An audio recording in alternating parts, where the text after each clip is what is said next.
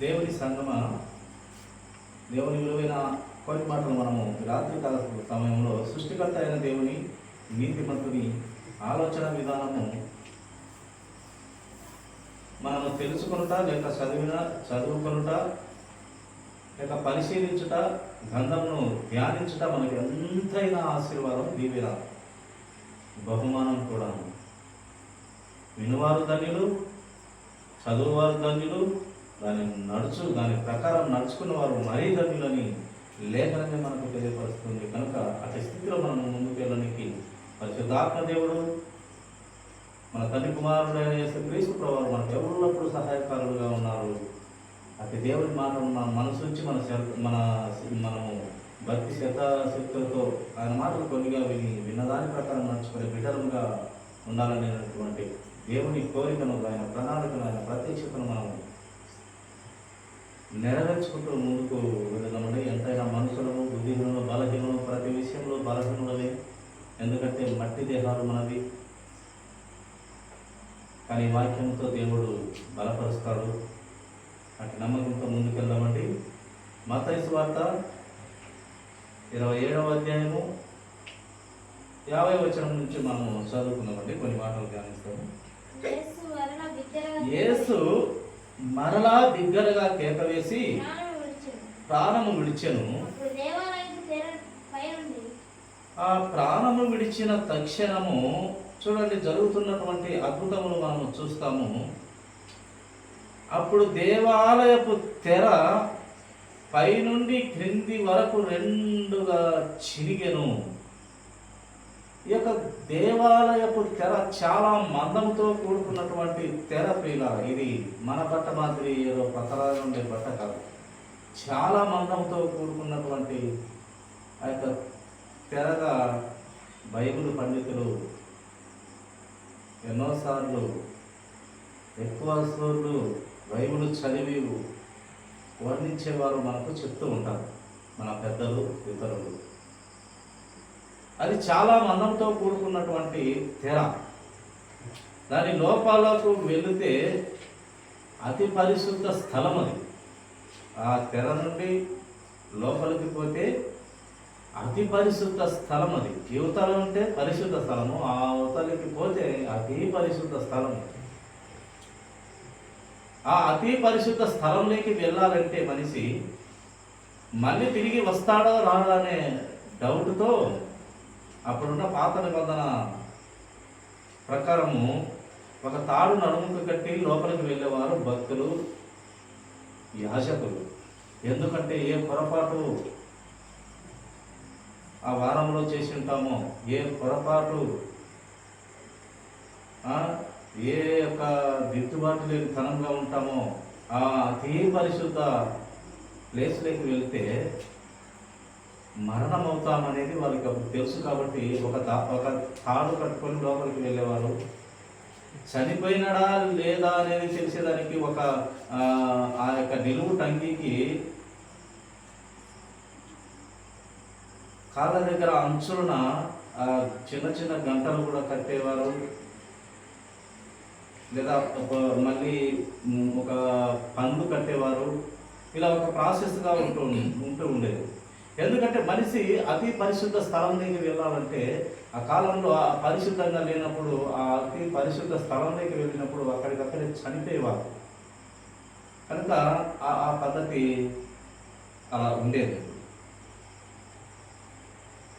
అటువంటి తెర యేసుక్రీస్తు మరణంతో అది పై నుండి దేవాలయపు తెర పై నుండి క్రింది వరకు రెండుగా చినిగెను.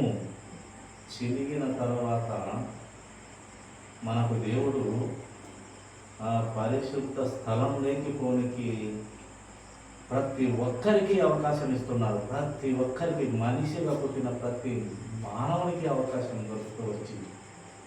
డైరెక్ట్ దర్శనం అన్నట్టు. ఆయన రక్తము కార్చి మన పాప భారాన్నంతా రక్తము కార్చి మానవులను పవిత్రపరిచి, రరా నా కుమారుడా, నా కుమార్తె, అతి పరిశుద్ధ స్థలంలో నిలబడు, నీవు మార్పు నుండి నా రక్తంతో కడగబడితే నీకు అంత జయము నీకు అంత ధన్యత నీకు. నా రాజ్యము ఈ లోక రాజ్యం కాదు, పరలోక రాజ్యము. ఆ పరలోక రాజ్యము కట్టనికి ఆయన వచ్చినాడు భూమి మీదనే. ఆ రాజ్యము కట్టుతూ వచ్చాడు మన యేసుక్రీస్తు ప్రభువు. ఏందయ్యా ఆ రాజ్యము ఈ భూమి మీద కట్టడం అంటే? సంఘము ఆయన రాజ్యం. సంఘముకు బాధ కలిగితే యేసుక్రీస్తు ప్రభు వారికి తగిలి ఉంటుంది. అందుకే అప్పుడు పౌలు గారు, అపొస్తలుడైన పౌలు గారు చీటికి మాటికి క్రీస్తు శిష్యులను టార్చర్ చేస్తూ ఉండగా, లేక హింసలు చేస్తూ ఉండగా అప్పుడు ప్రభువు ఏమన్నాడంటే, అతనికి ప్రభు దర్శనం కలిగి కన్ను పోతే అప్పుడు ప్రభువు డైరెక్ట్గా అతనితో మాట్లాడతాడు. కళ్ళు పోయినప్పుడు ఆయన అంటాడు, పౌలు, ఎవరు నువ్వు, ఎవరు నువ్వు, ఎవరు? నేను నీవు హింసించుచున్న యేసును అన్నాడు. సంఘాన్ని హింసించుచున్న యేసును అన్నాడు. నీవు హింసిస్తున్న యేసును. యాక్చువల్గా యేసు ప్రభువును ఆయన హింసించలేదు. నిజంగా యేసుక్రీస్తు ప్రభు వారిని ఆయన హింసించలేదు. సంఘాన్ని ఆయన శిష్యులను హింసించినప్పుడు, నీవు హింసించుతున్న యేసును అంటే సంఘాన్ని హింసిస్తే, సంఘాన్ని బాధ పెడితే, ఆత్మను ఆర్పితే, సంఘంలో ఏ ఒక్క ఆత్మను ఆర్పినా దేవుడు ఒప్పుకోడు. అందుకే దేవుడు శిక్ష వేస్తాడు. అది ఏ టైంలో వేస్తాడో మనకు తెలియదు. ముసలితనంలో వేయచ్చు, ఏ టైంలో వేస్తాడో వయసులో వేయచ్చు. ఎప్పుడు పాపం పూర్తిగా పండితే అప్పుడు శిక్ష వేసేస్తాడు. ఎందుకంటే సంఘం జోలికి ఆత్మను ఆర్పే పరిస్థితిలోకి వెళ్తే, ఒక ఆత్మను ఆర్పితే సంఘములో అది ఆ పరిస్థితిలోకి వెళ్తాడు.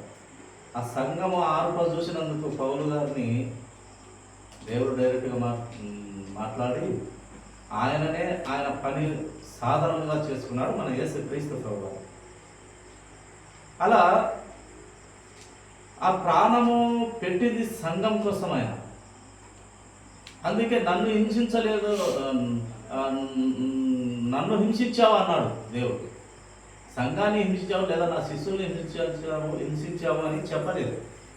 నీవు హింసించుతున్న యేసును నేను, నా సంఘము, నా పిల్లలను, నా రక్తంలో కడగబడిన నా పిల్లలను హింసిస్తున్న యేసును నేను, నన్ను హింసిస్తున్నావు నువ్వు అని ఆ యొక్క ఘోరమైన పాపిని తన భక్తునిగా, మహాభక్తునిగా చేసుకున్నటువంటి యేసుక్రీస్తు ప్రభువారు ఆ అమూల్యమైన రక్తం ద్వారా ఈ యొక్క గ్రంథాలయపు తెర పైనుండి కిందికి చిడికి మనకు పరిశుద్ధ స్థలం నుండి అతి పరిశుద్ధ స్థలములోనికి ఆయన నడిపించాడు మన యేసుక్రీస్తు ప్రభువు. ఆయన మరణము అంత గొప్పది. మరణం అవ్వనికే ఆయన వచ్చాడు. మరణము ఆపనికి దేవునికి ఒక చిన్న స్వల్పమైన పని, కానీ మరణం అవ్వనికే దేవుడు పంపించాడు. 3 దినాల తర్వాత ఈ దేహం అనే మందిరాన్ని కట్టుతాననే మాటను నెరవేర్చడానికి ఆయన మరణం అయినాడు. కనుక ప్రియ సహోదరి సహోదరుడా, ఆయన మరణం వెనకాల చాలా అద్భుతాలు మనకు జరిగినాయి. అవి మనం గమనిస్తూ ఉన్నాం. తర్వాత చూడండి, తర్వాత భాగం చదువుమా. పైనుండి క్రిందికి వరకు 2గా చిరిగెను, భూమి వణికెను, బండలు బ్రద్దలాయను. భూమి అంతా వణికింది.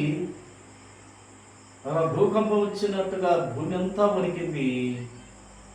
బండలు సైతం, పెద్ద పెద్ద బండలు బ్రద్దలైన ఆయన మరణంతో. ప్రియుల సృష్టికర్త అయిన దేవుడు మరణమైనాడు. ఇక్కడ మన అందరి పాపాలను మోసుకొని పోయే గొర్రె పిల్ల మరణంతో ఎన్ని మహా అద్భుతాలు జరిగినాయో మనము గుర్తించాలి, గమనించాలి. సృష్టికర్త దేవుని ప్రణాళిక మనము ఆలోచన చేయాలి. ప్రియుల బ్రతుకు అనేది ఈ రోజు ఉంటాం, రేపు చస్తాం.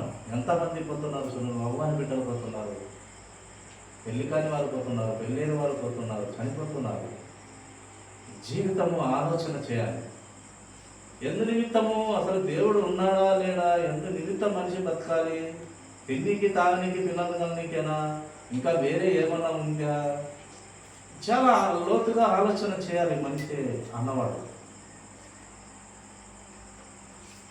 రెండుగా చిరిగి భూమి వణికెను, బండలు బద్దలాయను. చదువు. సమాధులు తెరవబడెను.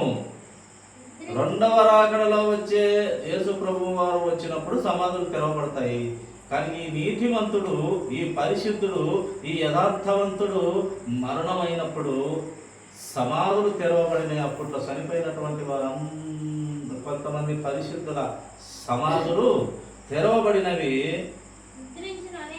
నిద్రించిన అనగా చనిపోయిన అనేక మంది పరిశుద్ధుల శరీరములు లేచెను.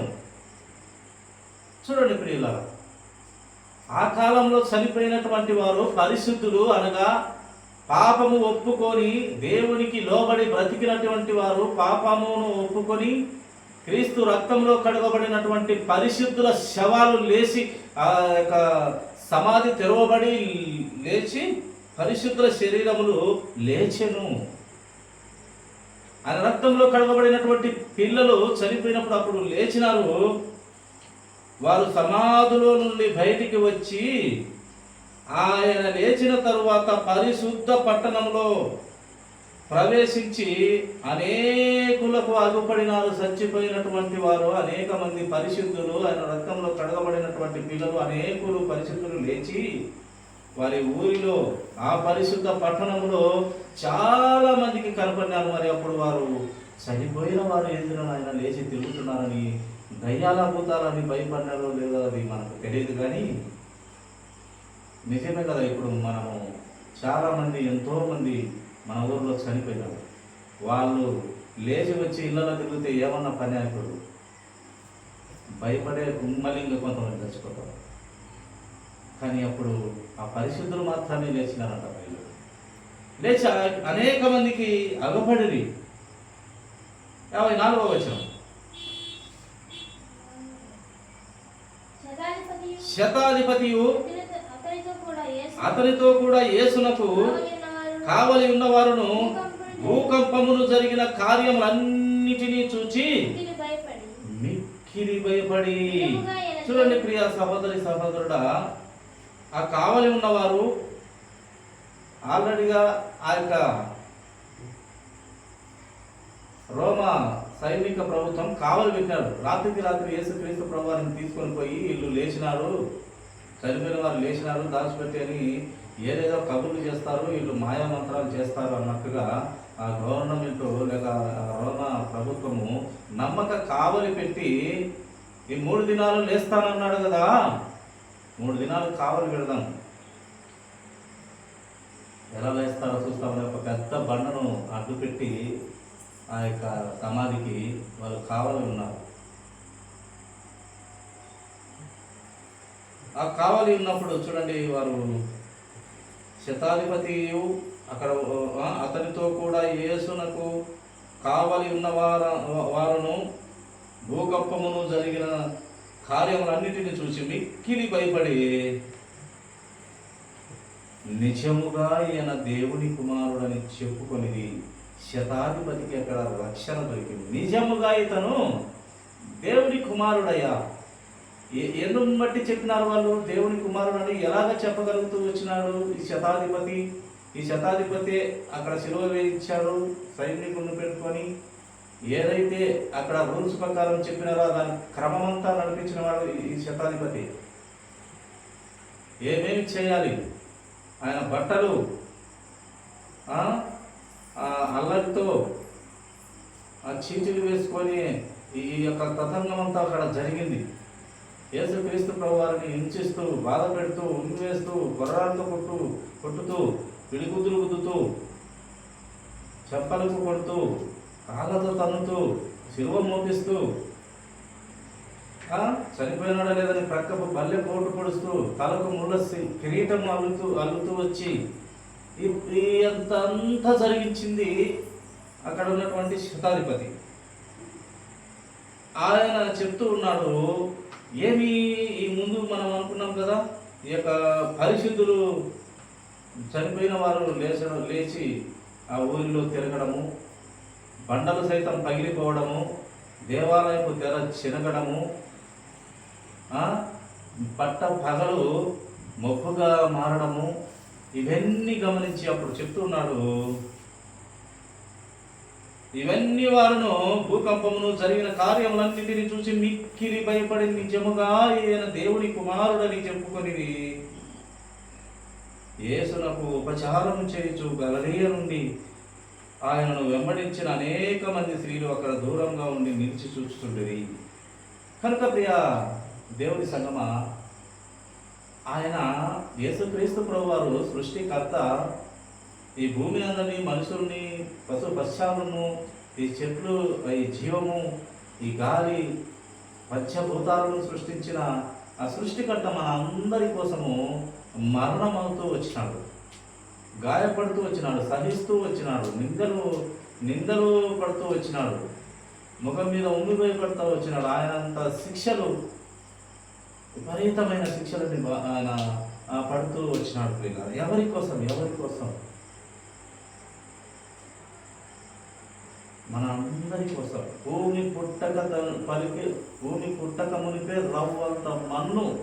ఈ భూమి రవ్వంత మన్ను లేనప్పుడే మన తండ్రి ఆలోచనలో తన సొంత కుమారుని ద్వారా మనను ప్రతి ఒక్కరిని కన్నాడు. ఆయన మన పరమ తండ్రి క్రీస్తులో ప్రతి ఒక్కరిని కన్నాడు. ఎప్పుడో మనము మన పరమ తండ్రి ఆలోచనలో పుట్టినాము. భూమి పుట్టక దొరికే మనము పుట్టినాము. ఇది మనిషి గమనించాలి. ఏదో ఒక ఇద్దరు భార్య భర్తలు కలుసుకున్నంత మాత్రాన పిల్లలు పుట్టడం కాదు. భూమి పుట్టక తలకే దేవుడు కన్నాడు మన వాళ్ళందరూ. మన తల్లిదండ్రులు, అందరి తల్లిదండ్రులు ఆదాము నుంచి ఇప్పటి వరకు అందరి కన్నది మన పరమ తండ్రి. అందరినీ సృష్టించి రక్షించేది మన ముద్దుల కుమారుడైనటువంటి యేసుక్రీస్తు. ప్రతి ఒక్కరికి కృప, పరిశుద్ధాత్మను నింపి పరిశుద్ధాత్మ దేవుడు అందరినీ ఆయన కూడా కాపాడుతూ వస్తున్నారు. కనుక ప్రియ దేవుని సంగమా, ఆయన ఇన్ని బాధలు పడుతూ వచ్చినాడు. ఆయన కల్వరి శిలువలో ఇంచుమించుగా చాలా గాయాలు, 5 రకాల సంబంధమైనటువంటి గాయాలు పడుతూ వచ్చినాడు మన యేసుక్రీస్తు ప్రభువు. మొదటి ఆదామైనటువంటి ఆదాము ఒక గాయం పొందాడు. ఆ గాయంతో అవ్వను సంపాదించుకున్నాడు. ఆ పక్కకు ఎముకను విలిచి ఆ ఒక్క గాయం పొంది ఒక్కడుగా ఉన్న ఈ యొక్క ఆదాము తోడుగా